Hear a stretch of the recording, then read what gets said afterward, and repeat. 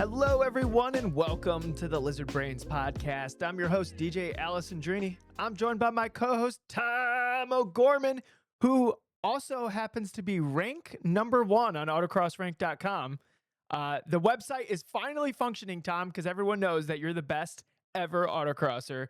And now the statistics are showing it. So that site is obviously 100% factual. Maybe 7th is a little high for me, but we'll see how it shakes out at Solo Nationals. Wow, look at me go. Number 1. Was that you putting in a bunch of my old results? No. I think they just figured it out. They got it to like someone else did it?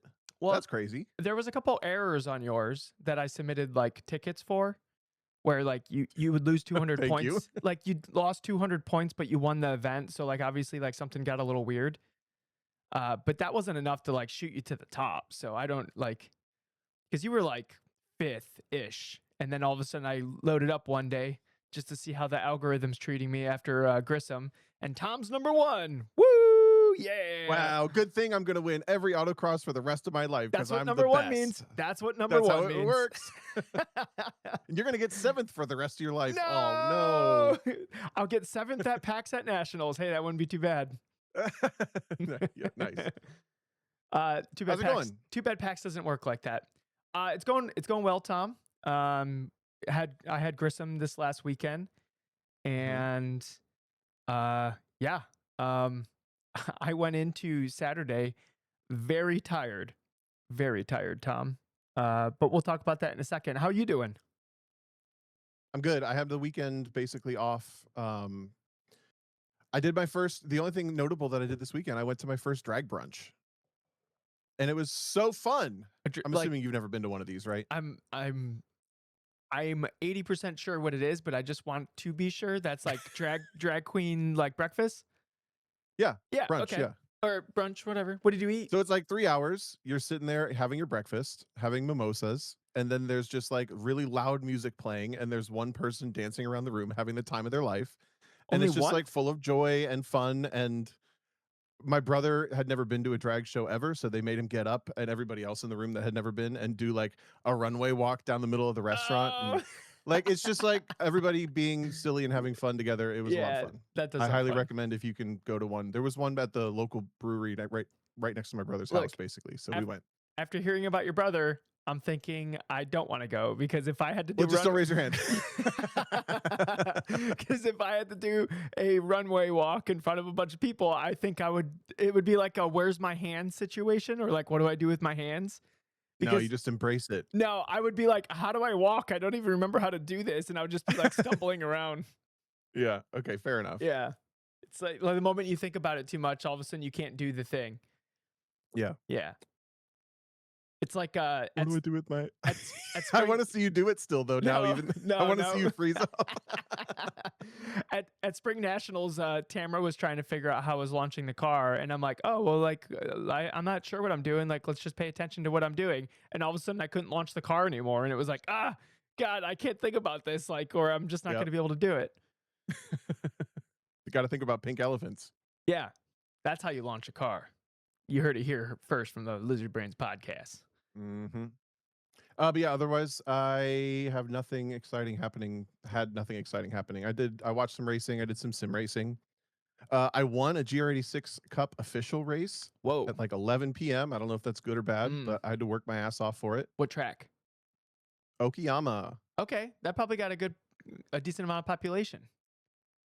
Yeah, there's like we have a little pattern in the group that races on Monday nights. We race our races from like 8 to 11, and then we do the immediate after GR86 race, and it's usually not good. I got 17x'd out of a spa race last week. Like halfway through. It didn't even take half the race for me to get that many incident points. At least you didn't waste that much time then, right? I did not waste that much time.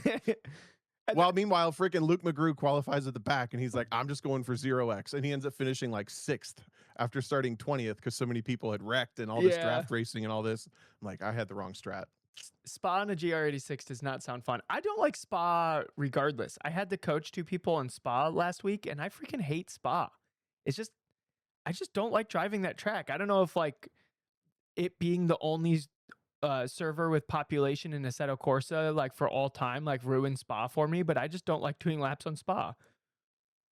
I don't like how slow I feel on it. I guess if I had to really boil it down, it feels like it's one of those tracks that the sim lizards have unlocked things that I don't know and understand Yeah, maybe. with track limits and with curb usage and with like precision and marks and stuff. Like I don't plug me into Bathurst. We've talked about this Yep. before. I will outlap anybody at Bathurst. It just clicks and Spa does not. No, yeah, I'm in the same That boat. was the F1 race this week too, and they all hated it as well. So it's just a pattern. I They're didn't like, watch. this track is stupid Dude, with these cars. I haven't really watched any F1, and I feel a little bit bad about it. But I did see a quote from Max Verstappen where it's like, "How was your pass on so and so?" And he's like, "Well, I was behind him, and then I hit the battery button, and then I was in front of him." It's like, okay, yep, Yep. that is such a like, just the most dork answer you could possibly like throw out, just to like just kind of shove a fork in the side of like F1 at the moment. They're all in the interviewers looking for something exciting about the race. Like, tell us about that first lap pass. Yeah. And he's like, I think I remember the quote, maybe a different interview, but same topic. And he was like, well, I used my push to pass too early, or my energy deployment too early. And then I realized as I was passing him, that was too much, too early, and I'm going to get passed as soon as I leave this corner. And sure enough, he did. Yeah. So all right, so I went to the Grissom National Tour this weekend, Mm-hmm. which is in the middle of nowhere. And on the Down in Friday, Kokomo. on the Friday before the event, I kind of had a bad headache. So, and I was like really tired. So I was like, you know what? I think I can fall asleep now. So I was like after work and I got all packed up. Everything was in the car. Like all I had to do was like drive to the thing. It's like, I think I could fall asleep now. It's like 6. And then I was like, well, I'm going to go get some food and like get a full stomach and like come back home. And if I think I can fall asleep, I'm just going to fall asleep. So I ended up falling asleep around like, I don't know, 7:30, 8 o'clock, which is like plenty. I need to leave my house at 3:30 to get 3:30 a.m. to get to the event on time. Yep. And I'm like, oh, this, I'm like tired now and I don't like feel 100%. So I'm just going to go to sleep now. And then I'll wake up at like 3:30 and then I'll be at the event. Right. Well, that was a great plan until I woke up at like 11 p.m. feeling great and energized and like 100% awake. And I stayed that way till I had to leave at 3:30 a.m. So then I had to do the whole next day, like having slept 3 hours when I woke up at 11 p.m. And I had no short-term memory, Tom. I hardly even remember that day.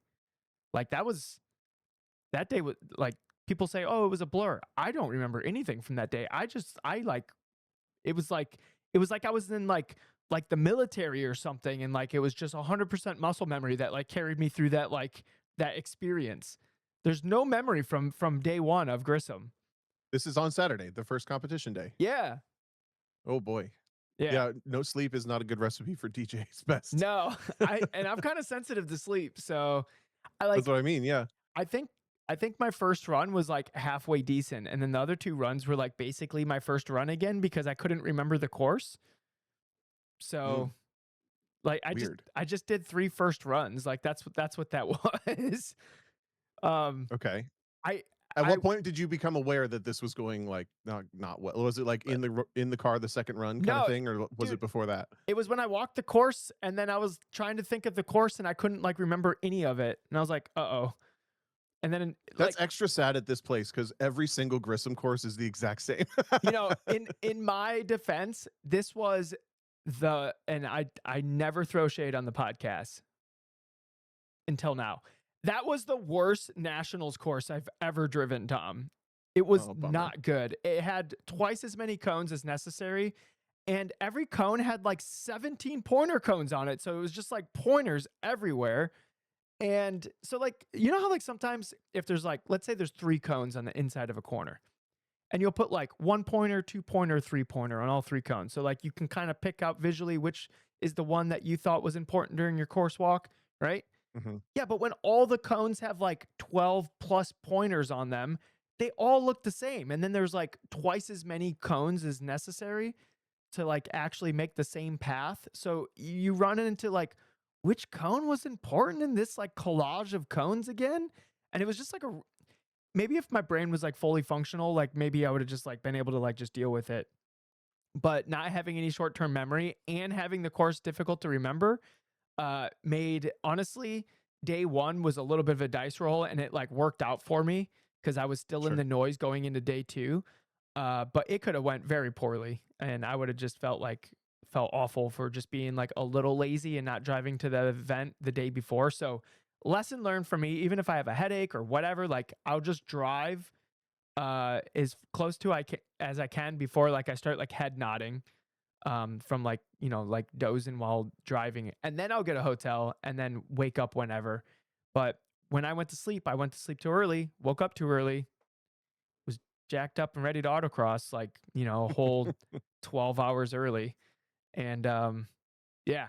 So, but day two went much better because I'd slept and I had memory. And the course had like half the amount of cones that it did on day one. I think somebody came in and was like, "We're gonna fix this." I don't know who that was, whoever that was. Thank you.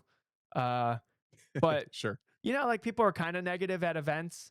Like sometimes people are just like negative or whatever. No, like I'm always like, "Oh, it'll be fine," and even on the course walk, I'm like, "Oh, it'll be fine. It'll be great." And then after the Yeah. first run, I was like, nah, this course sucks. Like, it just, I think the flow of it was fine, but somebody needed to come through and like double check the visuals. And like, what makes this even more confusing, Tom, is like the visuals on your course at Finger Lakes last year were completely fine, and I thought the course was fine, and there were so many little critiques to like an input from like so many different people to like make it like nationals okay. So like, Yeah. what happened to this course? I don't know. Where was that process for this one? My understanding of how they do it is like if it's in house, basically, like if it's within the region, maybe it probably gets way less scrutiny than somebody coming in and doing something. I don't have an answer to that. I don't know. Yeah, I don't That sounds know. like a bummer. If anyone's never been there, it's kind of like how a kid or some like a person who can't draws a Christmas tree. This site, so it's like long and narrow, and it goes out and in and out and in and out and in a couple times, Yep. and it basically just means you do a series of going in and out of those places where it juts out, like the Christmas tree branches, Yep. basically. Yeah. And And over the years, it's gone from like it's World War II Air Force Base, so it's gone from like usable all the way to the grass to now you can't go halfway out to the grass, so it's gotten really long and narrow. And it's always the same course, but it sounds like this was what made it worse, just like just the more visuals. extreme. I think the Oh, path just the was visuals. probably Okay. fine. It was just like Yeah. way too many cones, way too many pointers. Like you just couldn't see where you were going. Hmm. Like normally, like a really good autocross course, like the cones are where you need to drive next. Uh, like visually, a really good autocross course. And this was just cones the entire time. So like there was a lot of cone calls, there was a lot of DNFs, I there was just like overall confusion at the event that just like made it run like not as well as it could have. I did notice when I was stalking the results, I always look basically for you first, and then I go through whoever's top packs and look for close battles and just kind of see what's up. Yeah. And I noticed a lot of cone because it's marked on the timing and scoring, like live timing. I was like, damn, there's a lot of cones. A Yeah. lot of people are Yep. hitting cones. Yeah. This is my course from Finger Lakes last year. Holy cow. Dude, it was like they had an entire trailer and then they found another entire trailer worth of cones and they convinced themselves that they need to use every single one. Yeah. Well, we have them. We have them, we might as well They're use them. here. Guys, what if instead of one pointer cone we had 15? What if we started stacking the apex cones too? I would like that. Put 5 of them down. Yeah, put 5, then you can run it over a little bit. Yeah. That actually happened once. There was a really windy day at Lincoln, early Lincoln days, like maybe 2010, and they had to double cone all the stand-up cones because they were blowing away.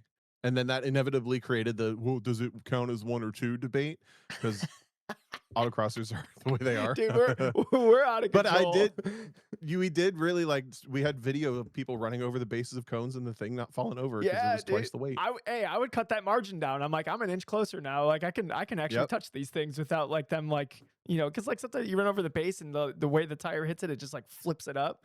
But if there's 2 cones on there, you could probably just run it over no problem. I would think so. Yeah. We kind of proved it. Yeah. Okay. That's cool. I'm glad you got Well, what was I gonna say? Did you drive all the way there Saturday morning? Is that why you're saying this went south? Because Y- you drove there yeah. Saturday morning and started. That's so you treated it like a local. Yeah, kind of. You just But woke up early and drove over there. That's well, I crazy. woke up I woke up way too early. I woke up at 11.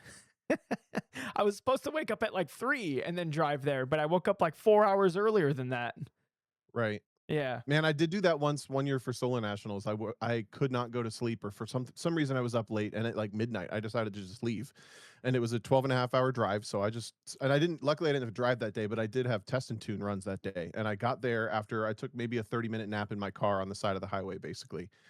But I drove the 12 hours mostly through from midnight to noon the next Noon. day. Yeah. And I did my test and tune runs a couple hours later, and it wasn't that I couldn't focus on what I was trying to like, it's not like I couldn't remember the course or anything, but I remember going through a slalom and getting disoriented in my head. Like my head, the side to side Like the motion, like I got balance. that like thrown around kind of like haziness in my brain for a second. Yeah. I was like, "Whoa, I am too tired to be doing this." And that's the closest I've come to whatever you're describing. I would But it happens. I mean, I felt like a little nauseous. I was so tired, but I wasn't like getting dizzy or anything like that. Um Yeah. but yeah, that What's that crazy though is there's all these track drivers and road racers who will do hero hauls like that through the night before they get to the track at 3 in the morning. They wake up and they go out for practice at 8 in the morning and stuff.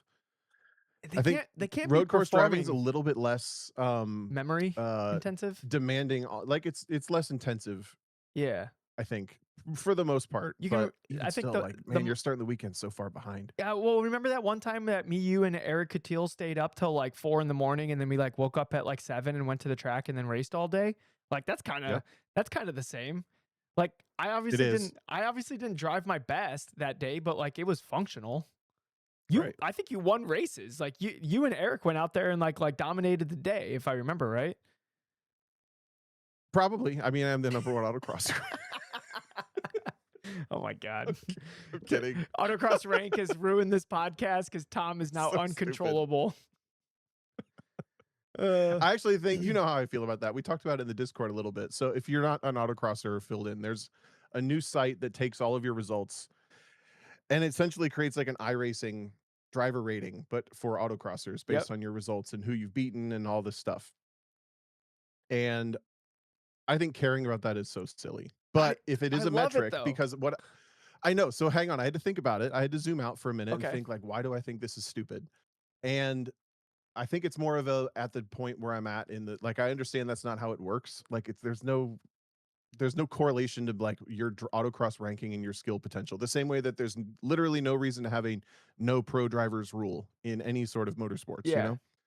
But if it becomes your motivation to push and like for example, over a decade ago I got really fixated on PAX index and that's like kind of a similar thing.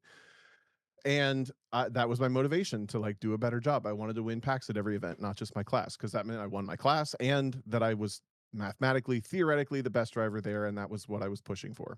And that's not how that works really, but it did motivate me. So if autocross rank is motivating you, who am I to crap on it?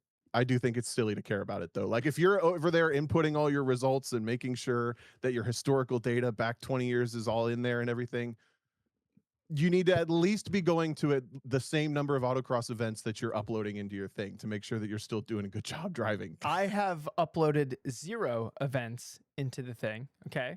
Yeah, All yeah. right. I did get rid of some of my dad's events showed up on my thing and it was tanking my rating a little bit. So I made sure I flagged those as not me. But like it honestly, the guy who's running it's Chris Hammond. Honestly, he's kind of killing it. I wish he had like a way to donate on the page because Mm, I think like something like that actually adds a lot of value, especially to autocrossers, because like we're all a bunch of nerds about numbers and stuff. So like true, yeah. I think there should be a way for us to like support his efforts, just making this like resource for us to look at. And uh he's helping the announce team. I don't know if you've been following Discord, but like he'll have like AI generated like summaries of classes and like the people to look out for and like their past history and stuff like that. Like and it can just generate it on the fly, which is like super useful for like sounding like you know what you're talking about on the microphone. assuming it doesn't hallucinate, like maybe you should double check some of the stuff on it. But if it's just polling like, oh, so and so's won like 4 national championships and this and that or whatever, like it's probably not messing that up. Um, so like all of that aggregate of data and like the parsing through it, which would be really hard for a human, is like super super useful in that context to like help tell the story of these events and the drivers and the things that are happening. Yep. So I think it's a super cool tool. And also and what helps me enjoy it is I'm rated way higher on the thing than I actually thought I would be. So then that's kind of cool. I thought I would be like 50. It is cool to pull up for sure. Yeah. But I'm saying if you're obsessing over it to the point where I don't know if anybody's doing this. Honest, this is just made up out of my brain. Like if you're fixated on the result more than you're driving, or not the result. If you're fixated on your ranking more than you're driving, that's the same as being more focused on the result than you're driving. Yeah. So Look, don't care that much. The furthest I'll take caring about it is I did make a Smurf autocross account on Motorsports Reg if I happen to drive something that's not competitive. Oh my God. So if you see Giovanni Alessandrini sign up for an event, it's because I think that the car's not competitive. That's diabolical behavior. Straight to jail. Do not pass go. Do not collect $200. You're straight to autocross rank prison. Nope. Smurf accounts, my ass. Smurf accounts in real life. I love it. Oh, that's what you're here. Guys, don't let this guy sign the waiver. make him show you his ID. It better say Giovanni. I gotta get a fake ID now for autocross. Come on. Yeah. Just change the Giovanni to a J. That's what DJ stands for. It's David Giovanni. It's Giovanni Spelled with wrong. a J. The G is silent or not there or something. I don't know. All right. Well, that was fun. I kind of have a topic for us, Tom, and it's kind of. You did. I was really impressed with how much you thought about this. Oh, thanks, Tom. Not to set it up for, like you said, I have to maybe a little bit of a topic. Yeah, maybe I should have pulled it up. Page and a half of bullet points. Maybe I should have pulled it up before. Oh, cool. Google Docs is awesome. So the topic today, and then it keeps coming up, just with like conversations that I've been having with people. That's why I kind of wanted to talk about it. Is plateauing. And when people plateau and what is plateauing and what does it feel like and the things that you can do about it, right? And I feel like this is going to be really relevant for a lot of people. Really, it should be relevant for everyone because at some point, somebody, or like not somebody, at some point, you, the listener, listening right now, I'm sure you've felt like you've plateaued at some point. And I think everyone's going to have a little bit of a different experience with this. So hopefully me and Tom can share our experiences with experiencing like what it feels like to be plateauing and like what we did to get away from that, or, where it might even feel like we're plateauing, but it turns out we weren't, stuff like that. So that's kind of what the discussion is going to be about. Any thoughts before we jump in, Tom? No, I want you to lead it because I think your motivation for thinking about this is good. Okay. Did it come from yourself or other people? It came from some conversations that I've had recently with people that I'm helping, Okay. where it feels like we both recognize that it seems like they're plateauing, and so like what do we do about it? Because it's not a good feeling when you're like, I've been doing the same thing I've been doing, and it doesn't seem like I'm getting any better, right? And that's a bad feeling. Right. It feels like wasted time, wasted effort. Like you feel like this dream of like some potential, level of competition that you wanted to compete at slipping away because you're like, well, if I'm stuck here, then this is it, right? So I think figuring out how to get past the plateau and sharing experiences with it could be really useful to our listeners. Yep. So what is a plateau? We'll define it real quick. Plateau is where it feels like you're not getting any better and you're stuck and you're making the same mistakes that you've been making, and you can't fix the mistakes. You're making the same lap times. You're finishing in the same places. You have the same gaps, same packs placements. It just kind of seems like you're stuck. It doesn't seem like you can get any better, or maybe you don't know what is next for you to get better, right? And that kind of goes into one of the talking points, I don't know if I put it in the doc here, but one of the talking points of plateauing, anytime I felt like I was plateauing, it felt like I was a little, maybe not not necessarily aimless, but I wasn't 100% focused on what I needed to identify as like my next low hanging fruit, like the next thing I needed to get better at, the next thing I needed to turn into a subconscious executable. If I was a little wishy washy or just not as focused as I should have been on whatever that singular thing was, because I think as humans, I don't think we can learn multiple things at once when it's like a complex task.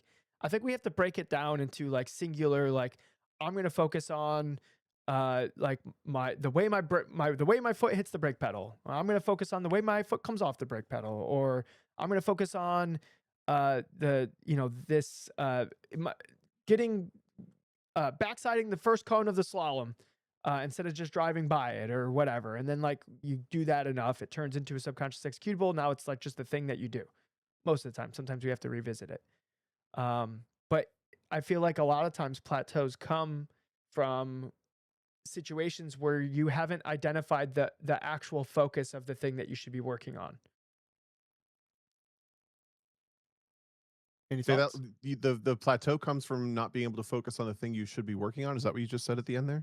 Yeah, it's like you haven't either you haven't identified the actual thing that's like the like your next step, Yeah, um, got it. or maybe you've identified it, but we're not like actively working on it, or even if we are working on it, maybe if it takes too long to work on that singular thing and it seems like it's not working, like maybe we need a different approach. Yep. I did a little Google search and scrolled like the first 2 pages just to motivate my brain to like think about it from other angles other than just the same thoughts that I've had about this topic, or partially about this topic in the past. And this kind of relates. One of the articles in the first bit, it said that a plateau in your hobby. That's what I looked up, is how to break through a plateau in your hobby. And one of them came up about, it basically means your brain's on autopilot. You've become comfortable enough with the task at that level or that operating ability or whatever, that Yeah. your brain is sort of on autopilot, and until you're really challenging the walls of where you're at, like to break out of that box or break through that plateau, then you're not going to be able to make meaningful progress. And I think that kind of is what you're saying here. Yeah. Yeah. I think so. Like one of the bullet points I have on here is comfort zones, right? So Hmm. if you feel comfortable and you're not improving, like I think that like you feeling comfortable is not necessarily a good thing in that sense, because we should kind of feel a little uncomfortable with what we're doing. Like that means we're on like the edge of our understanding of whatever the thing is. So if you're feeling comfortable, uh, and it's kind of hard to describe because you can't be too uncomfortable, right, Tom? Like, because then it's too Right. much, right? The example I'm thinking about right now is last week's event at Road America in the Janetta that I told all the stories about last week. It was flat through the kink at Road America, but like right on the border of whether you should lift or not, and definitely in the zone where your brain wants to lift. Yeah. The red flags are going off for survival, but you can go through there flat. And I got to flat pretty quickly on the practice day, like within the first 5 laps, I would say. But then the story I told on the second race day when the bodywork started to blow apart, um, it happened in the kink and it made the car feel weird everywhere when that was happening. So I then did my entire next stint not going flat through the kink because of my brain was now in the like, I'm too scared to do it. And it took until I got out of the car and then got back in the car after my break and lunch and everything to then feel right back in the routine of 2 days prior, not 2 hours prior when the car was scarier. So I forget why I'm telling that story exactly, but pushing the comfort zone, it does mean that you're pushing your comfort zone often, even after, if you're me, 20 years of this nearly and going through their flat and all so many different cars, and I know exactly what it looks like and da da da da. And this one little chink in my armor popped up, and I still had to reset and push on that comfort zone again. Yeah, the the thing that I think about with like pushing a comfort zone is We'll take it outside of driving for a second. Like Okay. when you're learning like a musical instrument, if you're just playing like the same scales that you've always played, you're probably like really comfortable with them. But if you start playing some different scales or some different music or something like that, it's gonna feel a little bit more uncomfortable, right? So it's kind of like, for instance, if you're always driving the same car, maybe even the same track, and you feel like super comfortable on there, how much are you actually learning if like if you're just like super comfortable in that in that environment, right? So like there's a Yep. couple things we could do to like switch up the to be comfortable, right? Um or we it could even be to back up a second. It could even be like you're really comfortable at this like specific autocross site, right? Like a Grissom where it's like basically the same course like every weekend. Hmm. Or like a Finger Lakes where it's like just always like a runway course or whatever. And then you get to like Toledo and there's some sweepers and you might be like, "Oh crap, sweepers. Like what do I do when it's not just back and forth?" Right? Yeah. Like When the thing's not right in front of me. Oh no. yeah, exactly. Or like, yeah, if you're at like an autocross site like Dragway 42 where it's like the grass is like off like the grass is the limit, not like the path through the course and how it would be. Like there's situations where like you might be uncomfortable and if we're just not like purposely going after those situations, then we could easily plateau because we're leaving out this whole other aspect of driving or competing or like especially with the cars. I think switching cars is huge. Just driving different cars and like cuz they're all going to illuminate different points of your driving in different ways than other things that you're driving. I think the fastest I ever improved at driving was like a stretch of like 2 months where I just drove like a different car every single event. And I don't think there was a 2 months. This was like in like 2000. This was like the end of like 2018. It was like after nationals and I just drove like just tons of different cars like over and over and over again. Um and I don't know if I've learned more than in that 2 month span where I just drove a different car every single weekend. Figure like it was like an E Street MR2 to like a Corvette on Hoosiers to like it was just different stuff every weekend. And each one of those cars like brought out an aspect of my driving that maybe was masked by the other car, that because now I'm driving this thing, it it like got shot into the spotlight, and now it was something I recognized that I had to focus on, and then I would get to focus on it for that rest of the event. And that Hmm. skill and that thing and that thing that I had to focus on gets transferred over to the next car, whether it's super important or not. But because it's not highlighted, maybe I wouldn't have noticed it in the next car, but it's still going to help me drive that next car, whatever that Yeah. highlighted issue was. Two questions. They're kind of related. Can you think of a time vividly, like, is there a moment specifically that comes to your brain if I ask you that have you had a plateau in your driving? Yes. And somewhat correlated, I think, how often do you find people hitting plateaus when they're not in the realm of like they're almost there? Like they're pretty damn good at this already.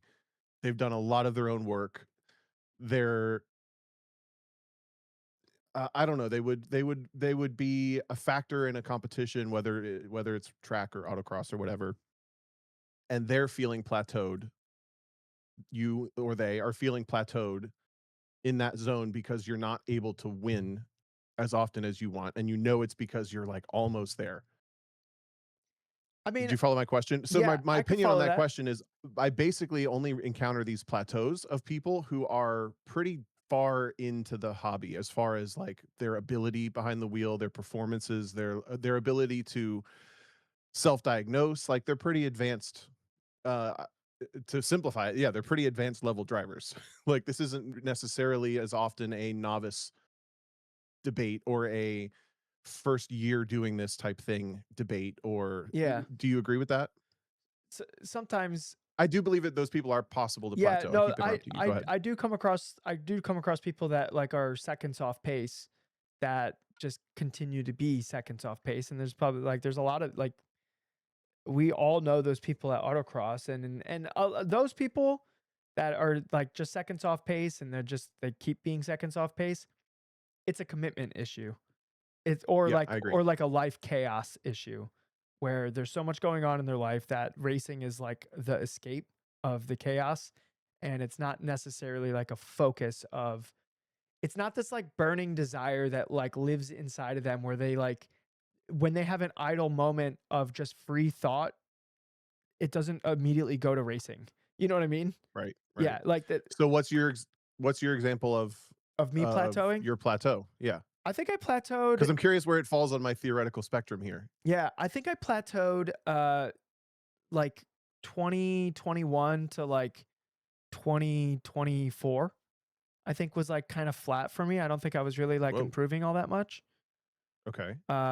Like beginning of 2024. So I guess 21 to like 20 end of 23. And I think what like what caused that is one, I was a little bummed that I was kind of done with GLTC just because of like my car being wrecked and me not having the finances to do it. And uh also just being how broke I was, like kind of just made doing as many events as I wanted like harder. Um and I got a lot of help from people like offering me rides and stuff, but I felt like that was probably like the flattest my improvement has been. Um but I don't know if I felt like I was in a plateau at the moment. Mm, But I think that might just be, maybe it did, but like anytime it might feel like I'm not improving, I just always remember that it doesn't last forever. So I just like keep going, and then eventually like you break through. I think that like forever plateauers, I think they end up like that because they have like succumbed to like, this is how good I am, this is where I sit. And then they actually start to believe it. yeah, I And kind of agree with that. Yep. yeah, so then when they believe it, like, well, this is how good I'll be, this is how good it gets. Then when they have opportunities to like double down on the work to like find that next thing, or maybe they even stopped looking for whatever the next thing is that they need to get better at, or whatever, because they've convinced themselves that this is how good I am, this is where I'm at. So why would they put in the extra effort, or why would they look for the next thing when they have convinced themselves that it's not even worth going after that thing because this is how good they are, right? Yep. Yep. So like my like quote unquote plateau in that time period, like I didn't stay there because I never believed that this is how good I could get. So I think mine's quite similar actually, where I didn't necessarily feel like I was plateauing. The example of the time that I'm thinking of, I'll tell in a second, but I didn't feel like I was stuck plateauing until hindsight showed me that that was the period where I was plateauing, yeah, and that allows me to zoom out and talk about it this way. I think similar to what you're talking about. So it was like 2010, 2011 autocross. It was my third and fourth solo nationals, and it was my like I'm really committing to. I dropped out of college. I was working at the go-kart track and I was doing as many autocross events as I could, and it was like what I was sleeping and breathing.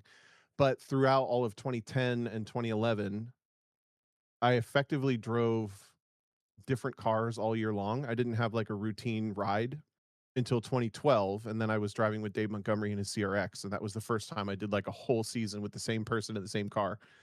And I didn't win nationals again, but I did have probably my best season to that point. And then the next year is when we got the 914. He got the 914, and it switched up my driving, the classes, and the people I was competing against, and whatever. And I realized that I had plateaued in the class that I was driving in at the time, which was STS, Miatas, and CRXs.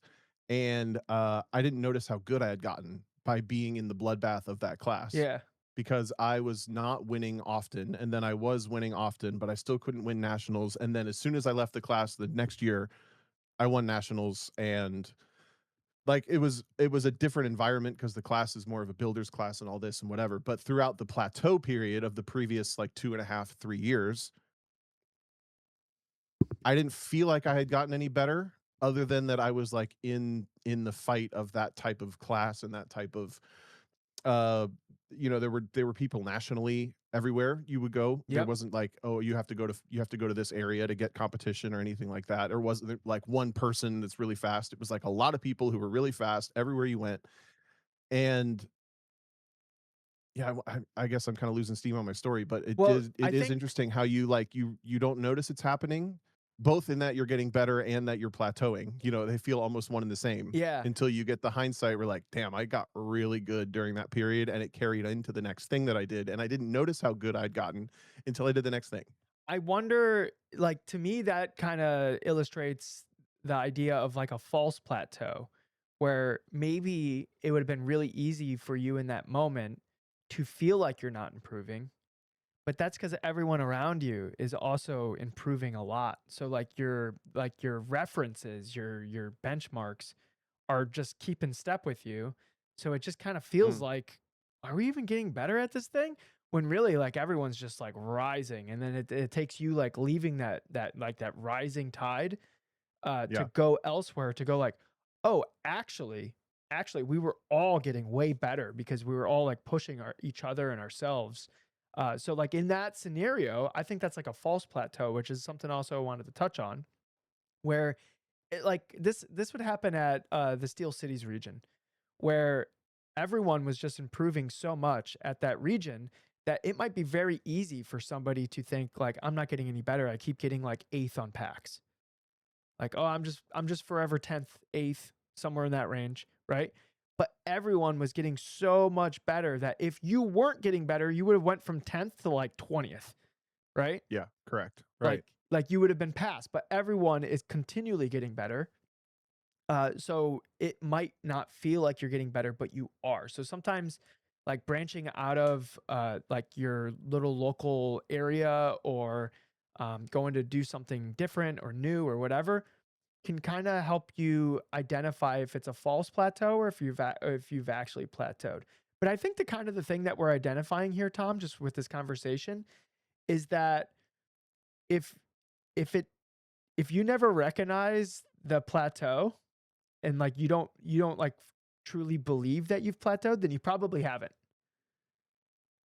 Because Mm, you'll keep searching and you'll keep trying and you'll keep like experimenting, which is another thing I wanted to touch on, where I feel like a lot of people plateauing they've stopped experimenting. They're not trying new stuff. They're not like pushing the right. Back envelope. to the autopilot thing, Yeah. right? Yeah, exactly. Like they're like, They've like kind of accepted this is where I'm at. this is where I'm at. This is what works for me. Right? You'll hear And people if you say that. haven't This is what works for correct, and if you me. haven't gotten to that point where the hindsight says, yeah, that's kind of where I was plateauing. And it's not just one. I'm sure they are smaller. I think that first big one though is the realist. Like when you have hindsight of that first big one. I don't know, maybe tell us your experiences in Discord or the responses for this recording, but Yes, please. um I'm really curious if if there's any truth to that, like the first time you realized through hindsight that you had a plateau period. I think that's the biggest one, right? They're Yeah, smaller after that. They're smaller. They're a little more, little more focused, maybe. I felt like from when I like decided I was going to get good at autocross and driving in 2016 to basically 2021, I think I was pretty like I think I was like pretty like meteoric in like my improvement. Not as much as some people. Like some people like you, Tom, like you just kind of came onto the scene and you're like, "Oh, apparently I'm amazing at this." Like I started really bad, but like I feel like my improvement was like very rapid.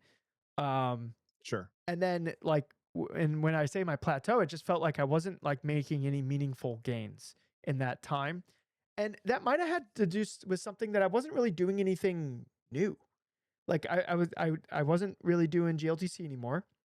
I was kind of driving all the same cars. It was just a bunch of like FRSs and stuff.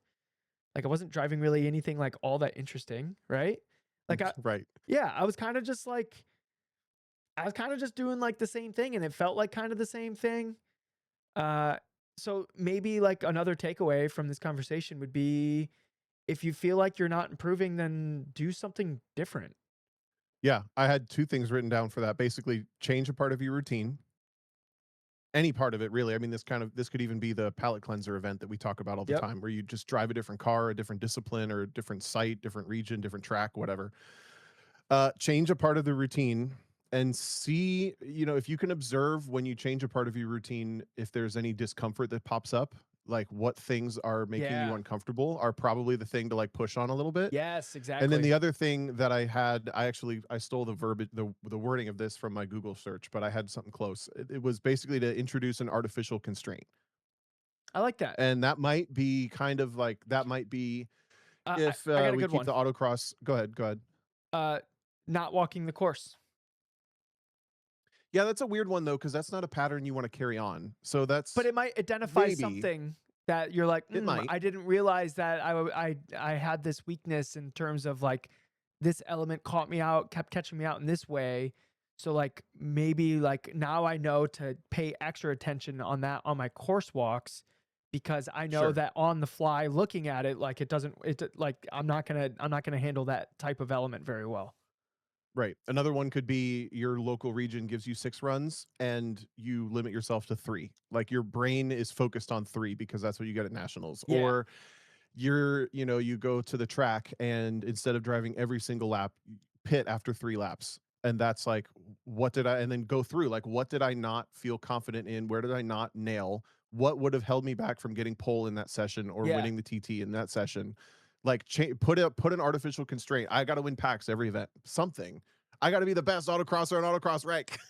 Put some Look, artificial constraint Tom did into that. the system to like interrupt the routine or to like focus the routine, Yeah. narrow the focus a little bit. I Yep. think I can think of infinite examples in my past that I get off on that kind of thing. Like I'll make up in the I think I've told the story. I'll invent that the entire crowd thinks that I'm driving the best. And that's like when that narrative starts in, I'm focused on driving better because that means the crowd was watching me. So that if they already were paying attention to me, then I'm driving better and they're gonna like it's this crazy loop that's a completely artificial made up thing. But it does work It like puts you in the right in a way. headspace. Yeah. Yeah. Okay, hold on. I'm looking through the thing.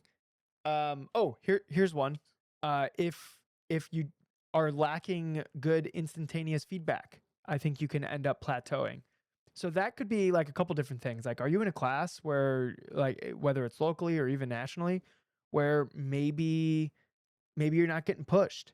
Like maybe you don't have the feedback of like somebody like on your heels or beating you or or maybe they're so far out in front of you that it doesn't really feel like that's any kind of feedback either, right? It could go Yeah. both ways. Um so trying to gather some kind of instantaneous feedback will like help fix the plateau. And that goes into like co-driving with people, having data, um like and I don't know I don't know if this is like feasible advice for anybody, but this was my takeaway from when I started road racing was the instantaneous feedback I got from the people right next to me, right behind me, right in front of me was so instant that my driving improved a lot because when I made a tiny little mistake or I slid the car a little too much or I was a little late on throttle, I would see the instantaneous feedback of the person in front of me pull away a car length. And I'm like, Mhm. I didn't like how that felt. I'm gonna make Dang sure it. I don't do that anymore, right? Yep. And that instantaneous feedback in 2019 and 2020 and 2021, like I think that made me improve so much because the feedback was instantaneous. So if you can think of ways, and we got to be clever here, we're not gonna be like super high performers just being kind of dopes about this. Like we have to be clever and creative. So let's think of clever and creative ways to build in some instantaneous feedback for your events, your laps, your runs, your whatever you're doing, right? So think of ways to make that happen, whether it's driving with somebody else, running data, looking at your own videos, like immediately after your runs, like watching your runs from the outside. If somebody like records it from the outside to see like how close you are to cones or whatever, and then you have to look at it immediately so you get that like the closer that feedback is to the moment that the mistake or the potential shortcoming happened, the better. The Yep. the more rapid your brain can go, I did this and this was why it was incorrect. You're going to get way more from it. Not look at the videos of your track day or your autocross run like a couple days from now. I'm saying like as soon as possible. Like you get back into the paddock and you're pulling the videos up. Don't socialize with your friends like immediately after or whatever. Like unless it's a race, then go like do race car hands because that's like 80% of the fun of the of racing. Yep. But like the moment you get a chance, pull the video up, watch it. Try to remember the sensations that you were feeling when you were doing the lap and try to recognize how those sensations translated into you not fully optimizing either the track or the car or the competition or whatever it was, right? Hmm. I like Jackie said in the live chat, I plateaued and didn't notice until I decided to race in a different class and got smoked. Maybe more of an autopilot thing, but I had to really focus on basics again and approach events like they were new again. I learned a ton in that time period. I think that is a great example. It's really hard to create that circumstance, but when you end up in that circumstance where you're like either a new class or a new organization or a new discipline, whatever, and you're like, oh, I didn't think I'm not where I thought I was, that Yeah. that thought moment. And then that's the motivation that pushes you. I would say like, yeah, check your metrics if you want to say like use metrics as the word, like your measuring stick. To your point about like the region that you autocrossed with a whole bunch for the last 3 years, pushing each other and everybody getting better at the same time. That's like a pretty good metric. Whereas doing, maybe the same 3 regional club races every year is like maybe not the greatest metric unless you have like the national champions showing up or something like that. You have a deep class, things Yeah. like that. Um, just so you know where you're actually on the measuring stick and you're more likely to have this experience because like I said, you can't really like pull ingredients off the shelf and just like end up in a new class. Not everybody can just do that. Some I of us are fortunate to have had that happen, but I think if you're exposing yourself and like saying yes to those things when you change the routines up, that's like going to create that opportunity to look out for when the actual like the measuring stick is as true as possible. uh something I've noticed with people who don't seem to really plateau, Tom, What? is like they have either like somebody or like a group of people where they're all continually pushing each other and sharing ideas and working together and like continually like competing against each other. That group, it's not going to plateau because it's not just one brain working on the thing, it's multiple brains. So and if you don't have this like this friend group like that's like openly sharing ideas and talking about driving and competing and this and that or whatever, then a coach. You can hire that friend group. Like that's basically what a coach is. Um, Yep. to help explore different ways to think about the way you compete. So get like basically like I think this is like this works really well with co-drivers if they're like actively working to get like as good as they can and they're like constantly pushing each other. Like I think that's a really good way to not plateau is to have that somebody or the some people that are like constantly pushing you to be a little uncomfortable, to experiment, to push the envelope, to explore things that maybe you've left on the table, maybe you wouldn't even have thought of because they bring it up, right? Right. Right. Yep. And the better you get at it, um, in my experience, the better I got at driving, the less often my performance was good enough to me. Does that make sense? Uh, Cuz you noticed your mistakes more or it became easier to observe the mistakes. It yeah. became easier to an extent, you're just fixated on the ways you could have done better. Yeah, kind of. Yeah. And the more you can kind of fall on that false like I am definitely doing better, not false, fabricated maybe, like there's you can pull from places, like we've talked about all these examples of ways you can pull to get, but at some point the better you get at it, the better you are at just being able to run it back through your head or look at data even in video and just like know where there was more or know that there was more. Yeah. And it does get to a point where it's never good enough. And you know when that And happens, Tom?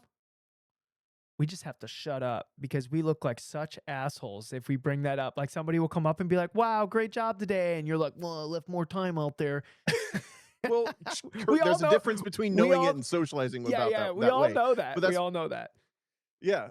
But I think it's worth like if you're still in that I think the people who become the best drivers are in that mentality in perpetuity. Like Yeah, no matter I how agree. good I'm not saying you have to be good to feel this way. I'm saying that the better you get, the more and more and more and more it does feel this way at times. Yeah, You can be a novice and be like, I'm going to get better, and I'm motivated by that. But then there are times, you could be like on your way to your 20th national championship and your 13th club and all that. Like you're yeah, still going to be like, I could have done that a little better. yeah. I think In the back of your head, don't say that to people. Let don't us say say it it. on this podcast, sound a Yeah, little yeah. bit like assholes, Don't. and then be grateful for your performance. I don't know. Yeah, yeah. Um, I've been trying to get better at my tact because I feel like it's not very good. Which, for instance, I have a short kind of fun story that's a little off topic from this. Do we have any more thoughts on plateauing? I liked your mental side note that we didn't hit on. We didn't really about how the frustration can make you overdrive or try Yeah. harder, that kind of thing. Right, yeah. So basically, like, if you're like, "Oh, I feel like I'm not getting any better," you just start trying harder, but not in a way that actually, like, it might actually harm you. Yep. So, Which I do relate to that from that plateau that I told you about, from 2010 to 2012. There was a period where I'm like, God damn it. Like, why can't I do better? yeah, Which in my brain was like, why can't I was in that window where I was transferring like I want to do better in the results to like I want to drive better. yeah, That light bulb hadn't like totally clicked yet that those were fully correlated. yeah, yeah, I was yeah. just like, damn it, why am I not winning more of these Yeah, events? you're trying to will the results into, Yeah. existence rather than just, like, will a good performance out of you, and that would probably net a better result. It Right. doesn't it doesn't sound that different, but it is a huge difference in, like, your ability to actually compete and perform. When you lose Hmm. the need of the results and it just stays like a want, uh, like, you get it's like a superpower, because then you can just fully focus on your driving. Yep. The other part of this, I would say, with the mental aspect, and then do you still remember your story? Yeah, I'm not forgetting it. It's Remember a your good. story. Okay, Yeah. good. That it can like give yourself credit as well, because like what kind of on the tone that we're or on the topic we're talking about now at this point, where it's like it's easy to beat yourself up, or it's easy to know that you always have a little bit more. Those types of things. Um, Make sure that you give yourself credit for good performances too. Like give yourself the leeway to be proud of yourself. Give yourself the leeway to like observe the moments that were good, the parts of it that were good. I think that that comes also with getting more experienced and becoming a better driver. Um, because those are the successes are going to like get you further as well, not just like focusing on the negatives. I had an anecdote for this and I forget it, but anyway, give yourself credit when you do get a good event, or when you do have a successful breakthrough in your analyzing of your driving, or Yeah. whatever the win is. Yeah. All right, what's your story? Okay. So, uh, you know how, like, all right, so we're in like, when we're competing and we're driving and the crowds that we're hanging out in, I don't really feel that special, right? Like my, like, ability to drive or compete or whatever. I just kind of feel like everyone else, right? And that's because the audience that we're hanging out in, right? Okay. Every once in a while, you get to go somewhere where the general public gets to see what you do, and you look like an absolute alien, like a magical being. And every once in a while that happens. I'm sure you can think of instances where, like the general public that know, like, that you're put in a position where they get to see like you do the thing that you're super good at, and normally they would never even get to appreciate it or see it. And that happened to me yesterday, Tom. Oh yeah, Yeah. tell me. So Okay, cool. so this, like, sim racing bar opened up, and Lyle's Zyra keeps bugging me to go there because he keeps setting like the top time at this thing, and they have like a leaderboard, and like they like hype it up on their thing. There's like over 300 people have done a lap at this thing. And last month Lyle won, and he gets like a t-shirt and like a beer and like a burger or something. and they like hype him up on like the social media or whatever. And he even put like in one of his posts, like, I won, but like local sim racing like guru DJ didn't make an appearance or whatever. So he was at the top of the leaderboard this time around. He sends me messages. He's like, you gotta go. Like, I don't want to win this thing like 2 months in a row. Like, go show them what a lap looks like. And so I had like an hour window yesterday where I'm like, okay, I could probably go. So I like signed up online for like a 15-minute block to like do some laps. It's these like really over the top motion rigs that like don't feel like a car at all. They have like all these like airbags and stuff in them, and it's just like it's way over the top. Tom, let me ask you a question. When you hit the brakes in a car, does the seat ever squeeze your ass? No, No. it is so funny to me that they get all that backwards on the sim Yeah, rigs. yeah. I'm like, I hit the brakes and I just felt my butt cheeks get squeezed. I was like, oh, what the hell? So the airbags in the seat are they're supposed to simulate like the force of the seat pinching, Something. like I don't know what it's squeezing, supposed to do. Like, it was a lot to get but used they're to. moving. They're Yeah, like inflating and deflating to like exactly. Yeah. put pressure. Wow, that's crazy. I've never heard of that I before. wonder if it was like tuned properly, if it would actually be kind of legit. It was if you're wondering what kind of rigs these were, they were like sim experience rigs. They're local to like where I am in Ohio. They're like in Akron, that's like 45 minutes away from me. Yeah. So they're like these like full fledged like sim experience rigs. But I wonder if they're just not set up very well because like look, I'm picky about my sim settings, and these were kind of disasters a little bit. Like the FOV and everything was like all like messed up. I gave them a full DJ brain dump like after I was done. But Yeah. I would expect nothing yes, less. as like, come on, I'm You not. should send them a bill for it too. Yeah, don't worry, the invoice is in the mail. And so I show up, and I asked Lyle like how much adjustments are on these sim rigs, and he goes, the pedals move, but I did feel like I was a little far away from the steering wheel. The seat doesn't move. And I went, oh, okay, good to know. So I show up with all the pads and stuff that I would bring to like a racetrack to drive any car, because I don't know what these rigs are like. So I show up with like yoga mats and like mechanics pads, and it's just a restaurant, and there's just people in there eating food, and then like there's sim racing happening, and I'm showing up with like driver shoes and a bunch of mechanics pads, and like I'm here for my appointment, like, and and they were asking me like, oh, where did you hear the place or whatever? And I said, oh, Lyle keeps telling me that I need to come here. And they're like, oh, Lyle, like, yeah, Lyle's like super fast. Like he won last month, and oh, there's a guy in P2 right now that's only a tenth behind him. That guy's coming back tomorrow. He thinks he's gonna take him. You think you're gonna be able to take on Lyle? I this is where I was like saying I need to learn some tack, because in my experience, when somebody like Lyle doesn't sim race a lot, but Lyle's very fast in real life, very fast. He does some really really impressive laps. But when people don't sim race, there's like normally a gap, even if they're like really good in real life. So uh, I said, I think I'll get them by about 2 seconds without like thinking about it. And they were all like, oh my God, this guy's talking all this shit or whatever. And I was just like, oh crap. I wasn't meaning to like talk crap. I was just like, that's probably what I'll get by. So Lyle's like the king at this place because like he's just kind of like since it opened, he's just the fastest dude. And then I just walk in and say, oh, I'm gonna get him by like 2 seconds. I look like I'm over here like talking a bunch of shit. Yeah, Sam just posted the correct GIF with like you're the Facebook commenter in real life guy. Yeah, exactly. Yeah, yeah. So I'm like, ooh, hopefully I can back that up. Like I really like I have never really touched R Factor 2. These rigs look really weird.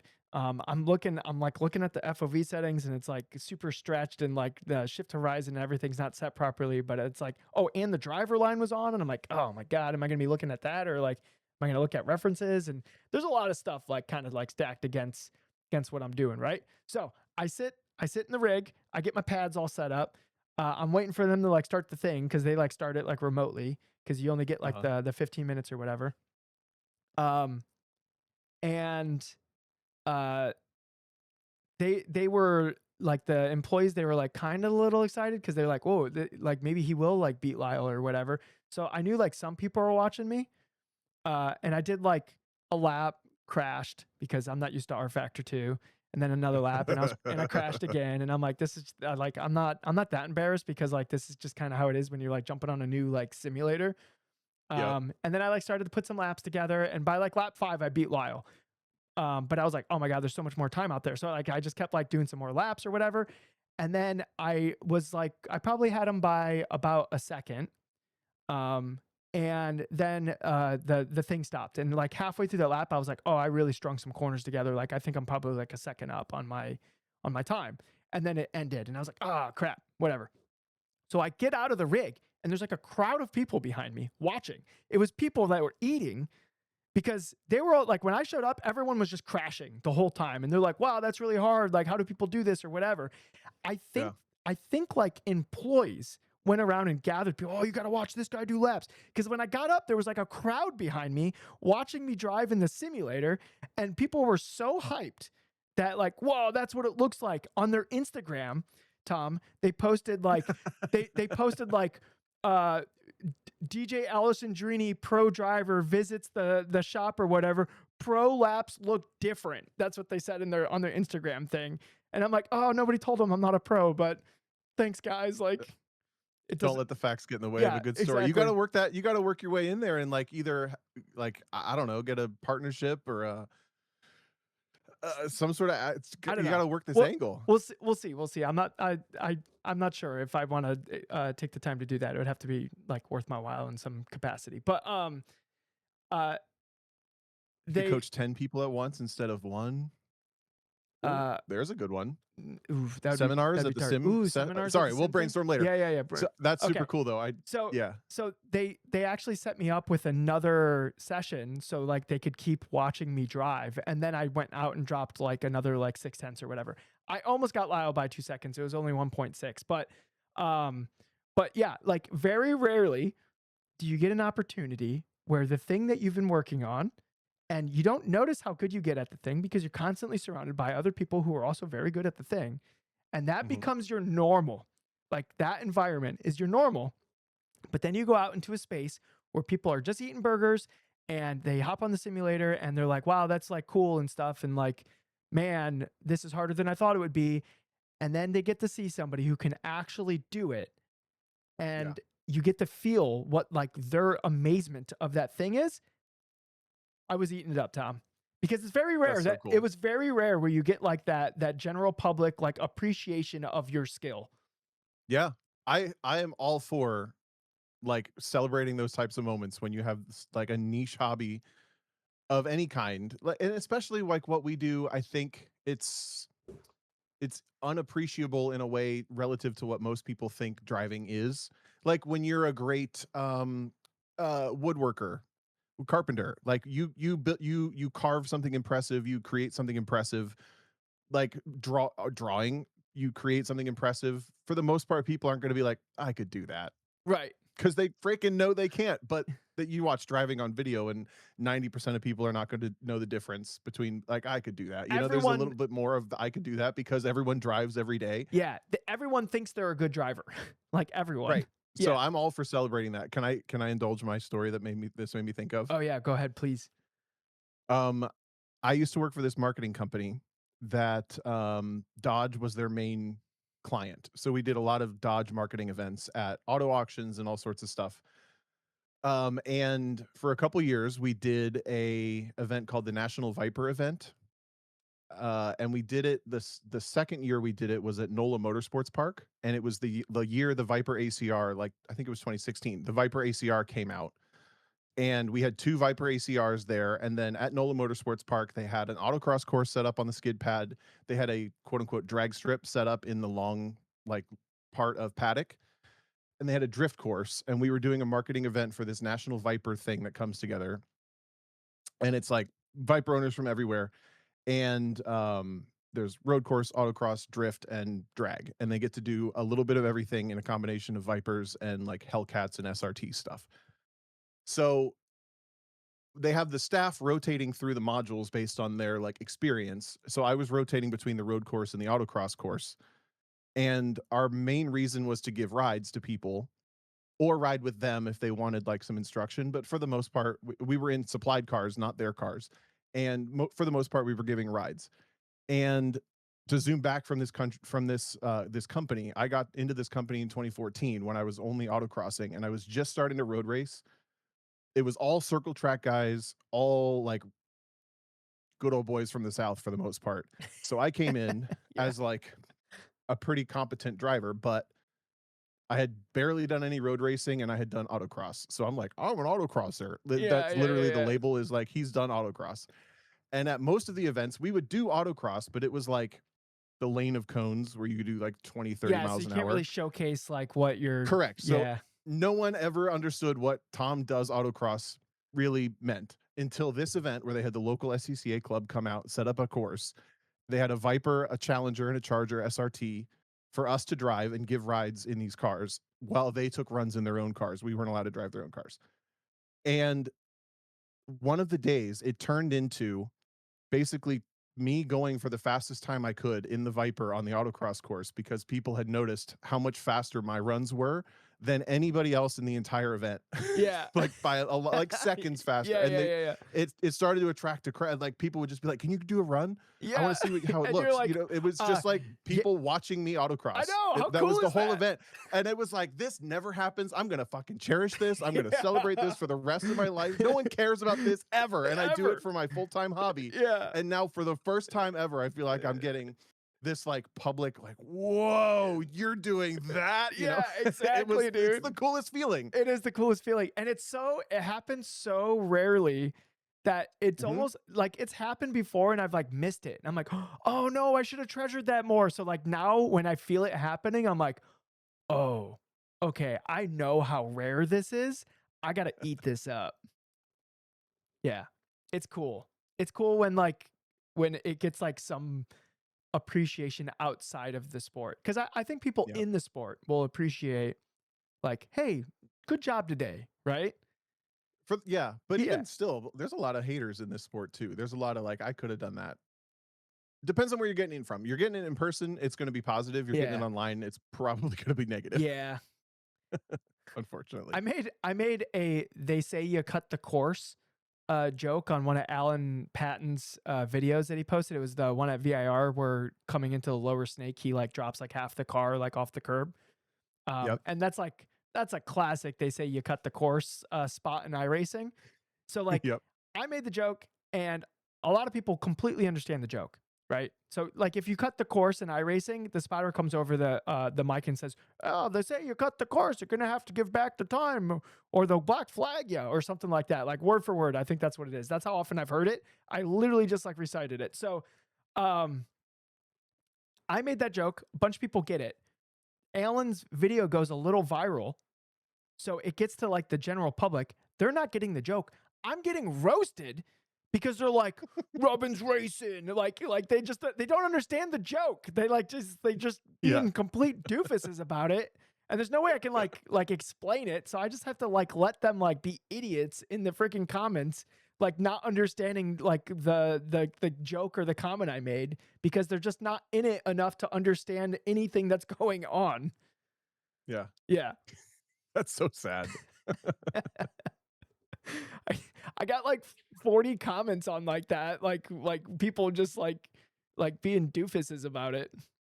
Yeah. Yeah. There was one time Jackie posted a video, I think Jackie Ding, and it was either Jackie posted it and Ben from Gears and Gasoline commented something crazy or vice versa, and I copy and pasted whatever the person had said and posted it on their next post. Whatever. It was an out of context inside joke, and the exact same thing happened. Yep. That's how you All know. right. That's how you know. Like if it's your content, that's how you know. Like it went to the masses. Is when you start getting like the brain dead comments. Like I always think about when you posted the video of you driving the Z06 at Autobahn. And if you just scroll Yeah. through the comments, you're like, oh, this hit like a different part of the internet. Like this is not racer internet anymore. Like this ended up somewhere else. I was kind of So true. I was kind of hoping that would happen to my ZR1 video at VIR, but it just didn't catch because it was just a lap No. video, and if I didn't do any like content creation to it, but if I did, it would have probably grabbed the algorithm a little bit more, and I would have got some general public comments on it. I was really hoping for it. You should have crashed it. That gets all the views. That would have got so many more views. Next time. Next time. Yeah, hopefully Dave Marcus doesn't listen to this, Terrible but joke. he'll No, understand. never, don't say that. He'll understand after the fact when I'm like, but I got to do it for the views, Dave. Leave nearly crashing Corvettes to the professionals here, DJ. Okay, Okay, yeah, I'm find not. your own thing. Hey, according to Speed Trap's Instagram, I'm a pro driver. So, what do you guys say about that, Tom? I love that. Yeah. You gotta leverage that. Unless the place was a dump, that would be kind of No, it cool. was a nice place. It was a nice place. The sim rigs were weird, but like that's just because like nobody knows better. Like Yeah, I could probably like play with them enough to like get them to like feel like a car and stuff. Like they're like amusement park rides right now where somebody sits it and they're like, "This is wild." Like that's what it 100%. is right now. And you know what? If it sells beer and burgers, then by all means, sim racing place, you party on. I'm glad it exists. Um, Maybe the way I would set it up wouldn't be as entertaining to the layman, but it would feel more like a car. Right. Yeah. It's that is that I don't even understand how they make that business model work, other than maybe the running costs are incredibly low once the infrastructure is all built out. Because we tried to do it for the kart track. We bought one rig and we did the like one corporate account from iRacing, so you get all of the or a commercial account, whatever they call it. You get all the content, all the tracks, and there's supposed to be a second module that like runs everything and launches everything. And we realized that the amount of time it takes and the amount of training it would take for like some high schooler to learn how to like use this system and launch races for people just so they could like crash and be terrible at this game, Yeah. it was never going to work business No. wise. So we just had this one rig sitting around after a while and sold it. You know what? It's supposed to So be four of them and it was supposed to be like a whole thing, but these places are popping up. I commentate a sim league pretty often for a place in San Jose that's like 10 sim rigs all set up, and there's they like have a people racing in house and from home. yeah, there's like a really big one in Charlotte. It's like a whole like bar. They have like more than like 15 setups or something if I remember from the pictures correctly. You're right though. They got to have it set up so that like the alcohol is still making the biggest margins. Right. Yeah, I mean it is a bar and they like the food actually looked pretty good. So like Hmm. maybe I'll actually eat the food at that place at some point. But I was kind of like over like social bandwidth, so I kind of had to just dip. I was like I don't want to stay for food and like Yeah. talk to yeah, I'm just like Bask in my celebrity. I just showed up to do some laps. Like I don't know, this is a little much, guys. I don't know. But no, That's it funny. was fun, and I realized the moment, and I lived it. So it was pretty cool. So I would Golf like to claps, golf hear claps. I would like to hear stories of other people in the Discord, which Uh-huh. the link is in the description, of times where the general public got to see what their like capabilities were. Yeah. Brag on Because yourself. yeah, because I find those stories fun and they pop up very randomly. I don't think there's a way to create those moments because if they were, I'd be a little junky. I'd be out there just freaking styling everywhere. Yeah, bombing around on the roads. Yeah, yeah, and be like, Look oh what I my, can do. look at that man in that ragged out ND Miata. Yeah. Yeah. So, Nice. what you doing this weekend, Tom? This weekend, I have nothing going on this weekend actually again. But I'm going got invited to race the Janetta again with the team that I raced in Zenith next weekend. So unfortunately, I have to bow out of the Finger I Lakes know. tour because the team wasn't comfortable with me double dipping and trying to make both work. I Mm, was going to fight tooth and nail to try to do it if the team was down, but yeah, uh, it's a shame, Tom, yeah, I guess I got nothing this weekend. because Bummer. the car's driving great. Peter did all like the maintenance stuff on it that I've been like kind of like Sure. asking for. Um, and we like got the friction modifier and the diff like per Andy Smedgard spec. And my goodness, the car is so freaking good right now. It's so easy and it's like so placeable, which is like That's what awesome. you're looking for. Uh, it doesn't oversteer, it doesn't understeer, it just feels like it's doing what it should. So I finally got it all set up for you, Tom, and now like you're not even gonna get to enjoy it. It was like freaking nick of time too, because if you would have drove the thing at Toledo, you would have like called a mechanical and went and found a different car. I swear to God. Yeah. Oh well, maybe I'll still try to come up and hang out with you guys one of the nights or something. But what are you doing this weekend? Is there something I should come do? I'm getting a little bit of FOMO for my grassroots and like club racing, like motorsports world. I was going to ask you just like what do people talk about at the events right now? Like what's the news in motorsports? I Like, don't even is there know, any? I Tom. feel I'm getting FOMO. Like I haven't even heard any like scuttlebutt or Dude, drama or everyone's just like what people are talking about from yeah. any of these paddocks in like months, I feel like. Dude, everyone's just talking about autocrossrank.com. Come on. Okay, right, got it. Duh. What am I thinking of?